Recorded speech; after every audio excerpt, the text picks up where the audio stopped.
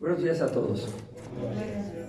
Tenemos una oportunidad maravillosa de estar sin lluvia, gracias a Dios, de saber que Él está obrando en todas las cosas y que Él es el que nos permite reunirnos, y tomamos la decisión, obviamente, de venir. Podíamos no haber venido, pero decidimos venir, y yo estoy seguro que la palabra de Dios produce un cambio en nosotros. Si esto no fuera así, estaríamos en una situación de desventaja total ante todo el mundo, pero la palabra de Dios es viva y eficaz, y vamos a orar para que sea ella la que nos dirija. Dios, gracias en esta mañana por tu misericordia, por tu bondad, porque pudimos amanecer y decidir estar aquí en este día de la semana, que es el primero. Te suplicamos, Señor, que por tu misericordia podamos entender el mensaje el día de hoy. Que sea tu Espíritu Santo el que nos ayude a entenderlo y que podamos ver lo que por años no hemos visto, o podamos hacer lo que ya sabemos y nos ha hecho falta. Señor, encárgate de todo el mensaje para nosotros, cada uno que lo necesitamos para vivir como a ti te agrada. En el nombre de Jesús, amén. Amén. Hace 8 días hablamos que Jesús dijo: toda la autoridad me ha sido dada. Hace 8 días dijimos que Jesús recibió toda la autoridad, y establecimos que Él tiene la capacidad y todo para ordenar. Esa es una cosa. Él no va a hacer algo en contra nuestra, pero esta semana, hoy, vamos a titularle el mensaje: Jesús usó la autoridad que recibió y nos benefició.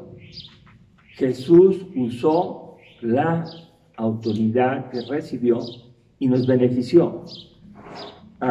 Cuando Jesús hace algo, grábense esto: lo hizo para nosotros, para la creación entera.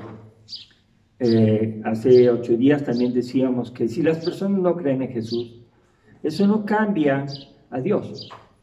No. Dios no puede ser cambiado porque alguien crea o no crea. Él es siempre, permanentemente, el autor y consumador de la fe. Él es el creador de todo. Y recordando el pasaje que leímos hace 8 días, para introducirnos a la segunda parte, está en Génesis capítulo 3, versos 1 al 6. Y en este pasaje solamente voy a puntualizar las cosas que dijimos. En Génesis 3, del 1 al 6, Adán y Eva conocieron la verdad. Punto número 1. Adán y Eva conocieron la verdad. Por favor, escuchen. Conocieron la verdad. Número 2. Distinguieron la mentira de la verdad. Adán y Eva tuvieron la capacidad de distinguir lo que era verdad y lo que era mentira. Conocieron la verdad, distinguieron la mentira. Tercer punto. Ellos fracasaron en someterse a la verdad porque escucharon la mentira y se sometieron a la mentira. Ellos fracasaron porque se sometieron a la mentira, creyeron la mentira, y eso fue su fracaso. Punto número 4. Viven en consecuencia, vivieron con consecuencias funestas, terribles, y fueron separados de Dios. Eso fue lo que le pasó a Adán y Eva. El primer matrimonio, el primer hombre, la primera mujer, que conocieron el mensaje de Dios. Bueno, ahora, Jesús usó la autoridad que recibió y nos benefició, pero ¿cómo la usó? ¿Cómo lo usó? ¿Cómo podemos conocer a Jesús? Bueno, quiero que vayamos al pasaje de Mateo capítulo 4 que leímos hace unos momentos, y vamos a ver ahí cómo Jesús tiene autoridad y la utiliza de manera que trae un beneficio. Ahora, dice aquí en Mateo capítulo 4, entonces Jesús fue llevado por el Espíritu al desierto para ser tentado por el diablo. En ese punto puedo yo ver que Jesús es llevado por el Espíritu. O sea, es mismo Dios que lo expone al enemigo, al adversario. Lo lleva al Espíritu, lo lleva el Espíritu al desierto y con un propósito, para ser tentado. ¿Qué es ser tentado? La misma oportunidad que tuvieron Adán y Eva de ser tentados y que fracasaron. Pero vamos a ver a Jesús. El verso número 2 dice: y después de haber ayunado 40 días y 40 noches tuvo hambre. Después de haber ayunado 40 días y 40 noches. ¿Sabe lo que significa eso? 24 horas diarias por 40 nos da 960 horas sin consumir alimento. Estaba en el desierto.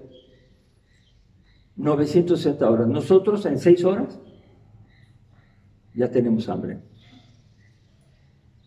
y procuramos comer. Bueno, cada 12 horas todavía, pero más tiempo ya es complicado. 40 días, 40 noches, 960 horas estuvo Jesús sin probar alimento, ni agua. Nos dice aquí que estaba tomando agua. Bueno, verso número 3. En esa condición que estaba, vino a él el tentador y le dijo: si eres hijo de Dios, di a estas piedras que se conviertan en pan. Entonces aquí ya vemos alguna palabra dirigida a Jesús en momentos de hambre, de necesidad, del tentador, que es la palabra de donde vienen las tentaciones, donde viene la oposición del enemigo y tentaciones, todo lo contrario a lo que Dios quiere que hagamos. Una tentación es lo que Dios no quiere que hagamos, lo que Satanás quiere que hagamos. Llegó el tentador y le dijo: si eres el Hijo de Dios. Ahí es algo que tenemos que aprender de Jesús. ¿En qué nos beneficia Jesús? Fíjense bien en qué nos beneficia. En que Él toma una decisión, Él sabe quién es y su identidad no cambia. Su identidad no va a cambiar nunca, porque Jesucristo es el mismo ayer, hoy y por todos los siglos. Él es quien es. Ahora, para que nosotros supiéramos quién es, ahí en Mateo arribita, anteriormente, en Mateo capítulo número 3, verso 17, al final del bautismo, ¿qué se lee? Se lee así: y hubo una voz de los cielos que decía: este es mi Hijo amado, en quien tengo complacencia. ¿De quién es hijo? ¿Quién está dando esa voz? Dios está dando esa voz. Y Él está diciendo: este es mi Hijo amado. Entonces ahí tenemos el mensaje de Dios a Jesús. Y Jesús se identifica como el Hijo de Dios. Ahora, esto tiene una doble connotación. La primera es que es hijo. Y la segunda es que es de Dios. Y nosotros somos hijos. Somos creación de Dios. Y también nosotros tenemos que identificarnos con alguien. Y en esta etapa en esta época o en esta vida tenemos que identificarnos o con Dios o con el diablo. Y nadie puede estar neutral. No existe ninguna persona que diga: yo no me identifico con ninguno. No, o estás o no estás. El que no es conmigo, contra mí es.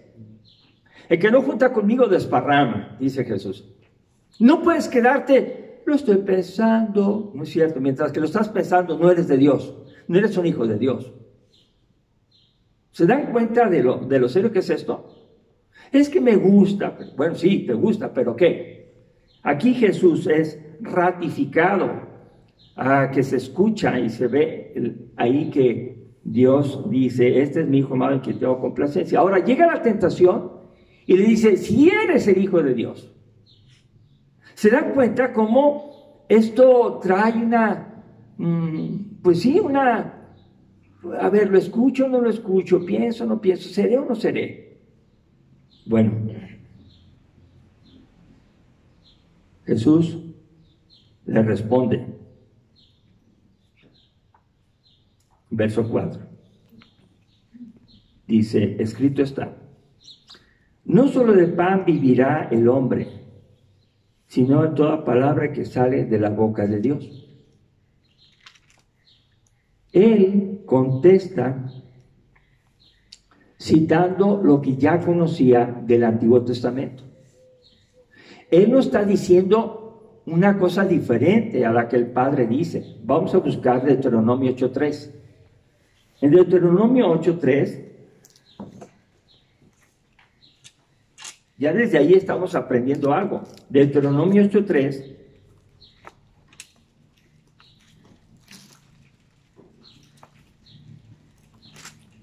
dice así: y te afligió y te hizo tener hambre y te sustentó con maná, comida que no conocías tú, ni tus padres la habían conocido, para hacerte saber que no solo de pan vivirá el hombre, mas de todo lo que sale de la boca de Jehová vivirá el hombre. Ahora, vemos aquí que Jesús contesta con el conocimiento que tenía ya de cuando se tiene necesidad de algo, pero está metida una tentación, ahí está metida una tentación. A ver, ¿es malo comer cuando tenemos hambre? Por supuesto que no. ¿Es malo de comer a quien tiene hambre? Por supuesto que no. Pero si lleva inmersa un engaño, una mentira, como era, si eres hijo de Dios, está diciendo, y si no eres, no vas a poder. Las personas, ahora tenemos que aprender cómo Jesús recibió la autoridad y cómo la usó. Él cita Deuteronomio en este lugar, afirma que la palabra de Dios es suficiente para resolver una necesidad real de 40 días, 40 noches sin comer. Él no está viendo su problema de no alimentación. Él está viendo la autoridad que tiene el Padre para decir las cosas. Ahora, la está viendo en el momento en que está la tentación, cuando está siendo tentado por el diablo con una pregunta que le hace: si eres hijo de Dios. Ese sí condicional, nada que ver está ahí con la salvación de Dios. Está siendo tentado, haciéndolo caer. Ahora, por su respuesta, no solo de pan vivirá el hombre, aprendemos que Jesús no busca satisfacer su necesidad. Jesús no está pensando en Él mismo. Bueno, ya de ahí viene, pensar en uno mismo se llama egoísmo. El ego hacia adentro, yo y mi vida, primero yo, después yo y al último yo. Eso se llama egoísmo. Pero Jesús no está pensando en su necesidad. Él tiene clara una misión que va a cumplir para nosotros. Entonces, Él dice, escrito está, ¿verdad? O sea, está dicho por Dios y se escribió en Deuteronomio que no solo del pan vivirá el hombre, sino de todo lo que sale de la boca de Dios. Y eso es así. ¿Qué importa más? ¿Mi necesidad que me urge o lo que Dios dice? ¿Se dan cuenta? Bueno, continuamos. En este pasaje de Mateo 4, la segunda tentación, empieza en el verso 5. Dice, entonces el diablo le llevó a la santa ciudad y le puso sobre el pináculo del templo y le dijo, si eres hijo de Dios, échate abajo porque escrito está, a sus ángeles mandará acerca de ti, en sus manos te sostendrán para que no tropieces con tu pie en piedra. La segunda tentación, Satanás le agrega otra estrategia, otra manera, y le dice, bueno, si tú estás diciendo que está escrito, yo también sé que está escrito esto, que si tú te avientas abajo, lo llevó a la parte más alta, pináculo es la parte más alta del templo, lo llevó ahí, Dice, si te avientas hacia abajo, sus ángeles vendrán y te sostendrán y no te va a pasar nada. ¿Dónde está eso? Salmo 91, 11 y 12. Salmo 91, 11 y 12. Satanás conoce la escritura porque obviamente fue un ángel que conocía a Dios y se reveló. Y como lo conocía, estaba citando lo que conocía. Conoce la verdad, Satanás, pero dice así: pues a sus ángeles mandará cerca de ti que te guarden en todos tus caminos, y en las manos te llevarán para que tu pie no tropiece en piedra. ¿Se dan cuenta? Satanás está usando la Biblia. Entonces, por favor, anoten eso. No todo el que lee la Biblia, no todo el que explica la Biblia, puede ser alguien que está diciendo lo correcto.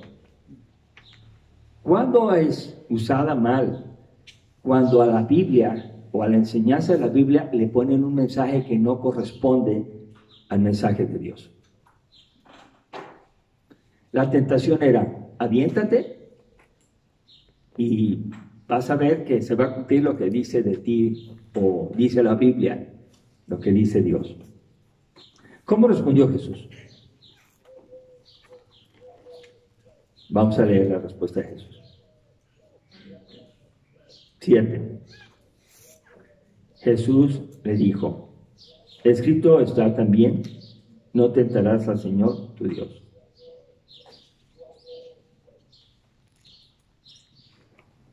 Cuando una persona hace cosas maravillosas, como aventarse y llegar hasta abajo y no le pasa nada, todos le van a aplaudir.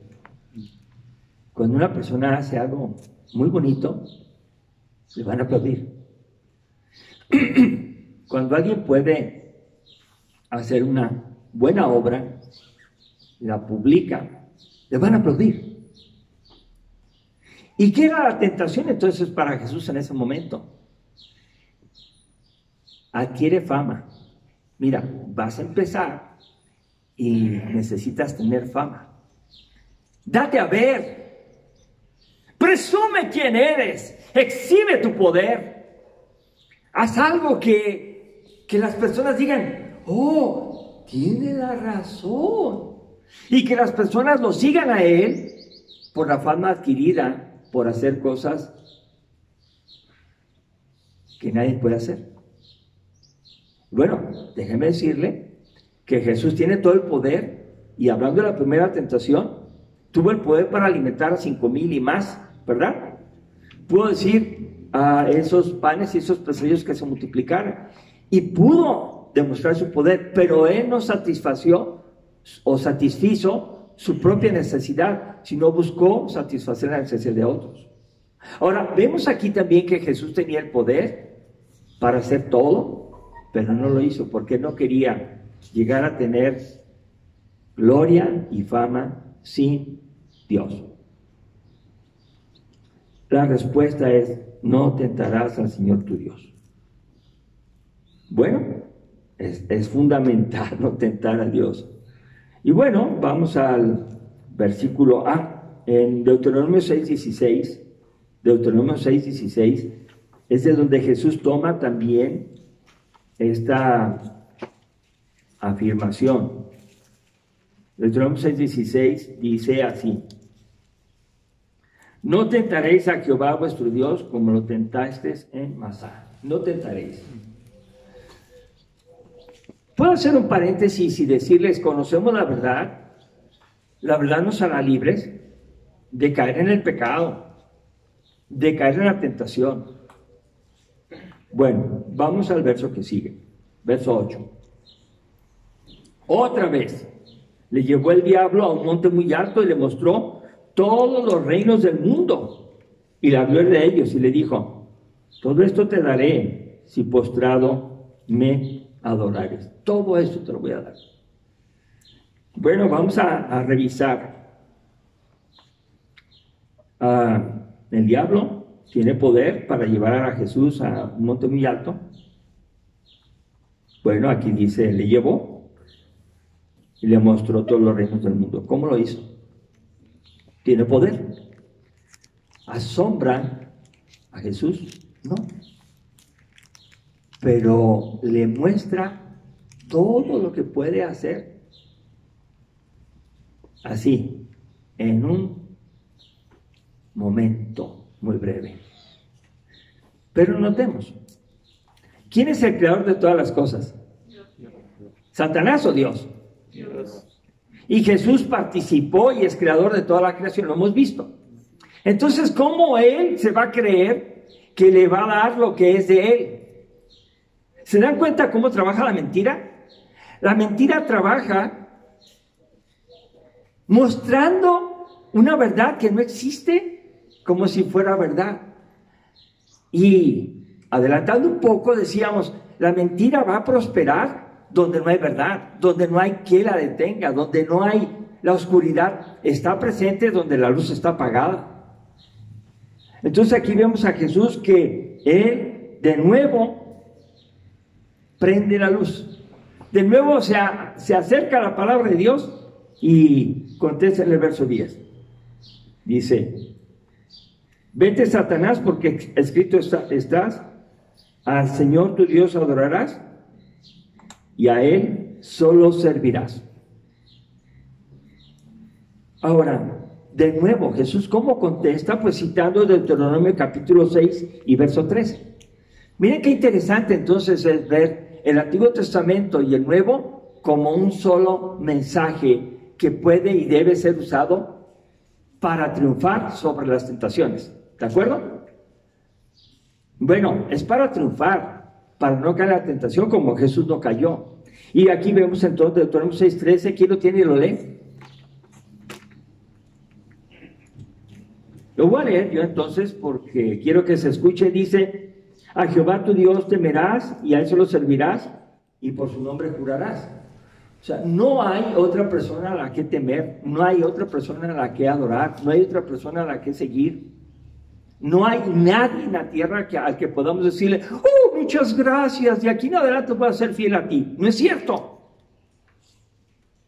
Tenemos que ser fiel a Dios.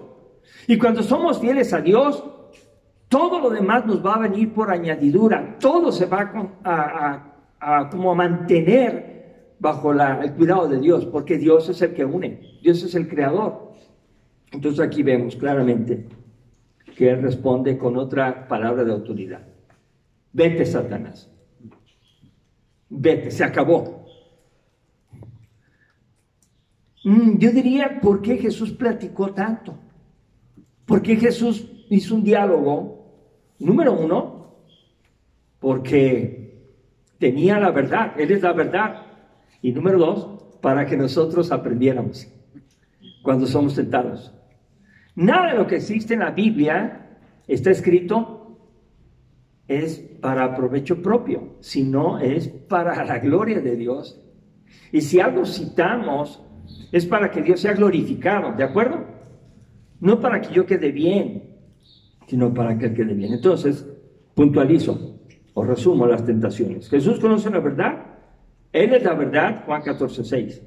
Jesús distingue la mentira, Jesús se somete a la verdad, Jesús escucha y responde con la palabra de Dios.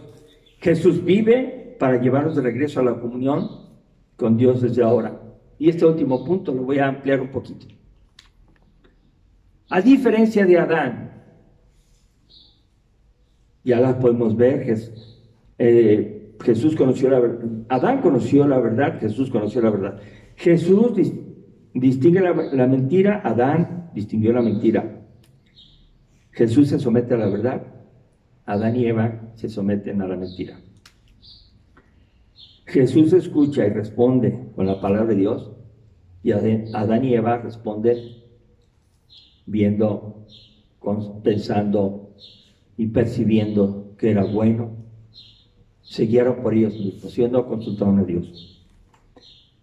Adán y Eva fueron expulsados, separados de la presencia de Dios, y Jesús regresó a la presencia de Dios.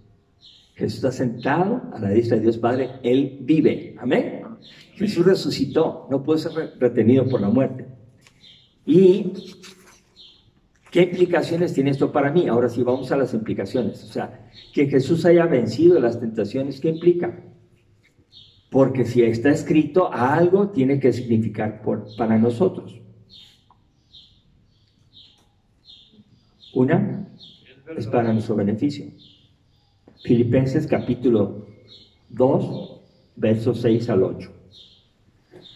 Allí hay un equilibrio perfecto en Jesucristo. Es Dios y es hombre. Filipenses 2, 6 al 8.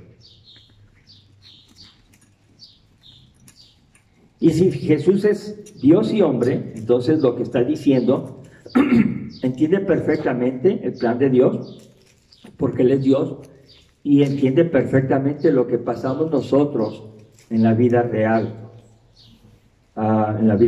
Dice Filipenses 2, 6 al 8.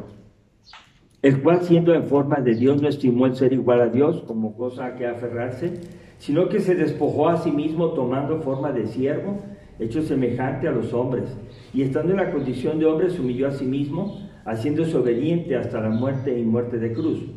Por lo cual Dios también le exaltó hasta lo sumo y le dio un nombre que es sobre todo nombre, para que en el nombre de Jesús se doble toda rodilla de los que están en los cielos y en la tierra y debajo de la tierra, y toda lengua confiese que Jesucristo es el Señor, para la gloria de Dios Padre. Entonces, ¿qué vemos ahí? Un equilibrio perfecto. Adán y Eva, desequilibrados. ¿Por qué? Porque fueron creados a la imagen y semejanza de Dios. Sin embargo, fracasaron. Nosotros heredamos la naturaleza caída de Adán y Eva y vivimos una condición de desequilibrio también. Por eso tenemos tantos problemas. Y aparecen cosas en uno, en la familia, en la sociedad, en el mundo, que nos preguntamos, ¿por qué está pasando esto? Eso no es el plan de Dios. Y encontramos muchas justificaciones. Y todo el mundo se justifica y dice, estoy haciendo lo que es correcto. A nivel personal, a nivel familiar, a nivel social y a nivel mundial, todo el mundo tiene la razón. Bueno, esto nos hace pensar que no podemos confiar en nosotros mismos. Voy a pedirles que abra su Biblia en Romanos capítulo 5 y vamos a ver quién es Jesús ahora. ¿Cómo se traduce la vida de Jesús para nosotros? El apóstol Pablo puede entender por el Espíritu Santo. Romanos capítulo 5, versos 12 al 14. Y ahí compara a Adán y a Jesús. Ahora vamos a ver cómo dice en Romanos capítulo 5, versos 12 al 14. Pero, por lo tanto, como el pecado entró en el mundo por un hombre, y por el pecado la muerte, así la muerte pasó a todos los hombres, por cuanto todos pecaron. Pues antes de la ley había pecado en el mundo, pero donde no hay ley no se incumple el pecado. No obstante, fíjense, reinó la muerte desde Adán hasta Moisés, aún en los que no pecaron a la manera de transgresión de Adán, el cual es figura del que había de venir. Jesús es figura, Adán es figura del que había de venir. Jesús es el nuevo Adán. Si Adán fracasó, Jesús no. ¿Por qué? Porque en el verso 15 dice, pero el don no fue como la transgresión, porque si por la transgresión de uno murieron los muchos, que es Adán, abundaron mucho más para los muchos la gracia y el don de Jesucristo, por la gracia de un hombre, Jesucristo. El cristianismo, nosotros los cristianos, necesitamos identificarnos con Jesucristo porque Él es el triunfador, Él es el victorioso. Él no permitió que nosotros viviéramos condenados. Él nos abre la oportunidad. A Romanos 8:1 dice, para confirmar, Ahora pues ninguna condenación hay para los que están en Cristo Jesús, los que no andan conforme a la carne, sino conforme al Espíritu. Ninguna condenación hay para los que están en Cristo. Y lo hemos comentado antes. Esta es la primera decisión. Me entrego a Cristo, me arrepiento de mi pecado, me doy cuenta de quién soy y le pido perdón, me entrego a Él. Esa es la primera parte. Estoy en Cristo. La segunda parte, los que no andan conforme a la carne, sino conforme al Espíritu, significa la manera de vivir santa, apartada del pecado. Y se trata entonces de un día a entregar la vida a Cristo y el resto de la vida vivir conforme el Espíritu Santo guía. Miren, vamos a recordar con nuestra mente cuántos cuando niños venían a la escuela dominical, cuántos cuando niños venían y llenaban la hojita y dibujaban y aprendían un versículo y aprendían una lección. ¿Cuántos cuando niños fueron a los campamentos? ¿Cuántos cuando niños hicieron decisiones y profesiones de fe? ¿Cuántos quedan?